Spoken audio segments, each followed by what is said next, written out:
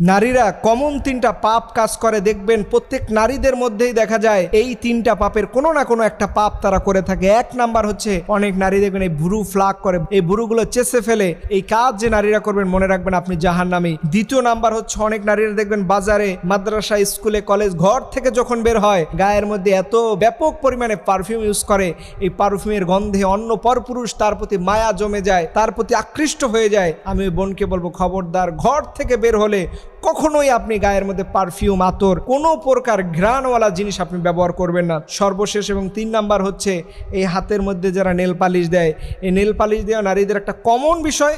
আমি নারীদেরকে বলবো, আপনি নেল পালিশ দিলে এই নেল পালিশের মধ্যে যে আবরণ থাকে, যে লিকুইড থাকে, এটার শরীরকে ভেদ করতে পারে না। যেটা মেহেদি বা অন্যান্য যে লিকুইডগুলো থাকে, যেটা মেহেদি দেওয়ার পরে দেখবেন আপনার হাতের মধ্যে পানি স্পর্শ করে, কিন্তু কখনোই আপনি নেল পালিশ দেওয়ার পরে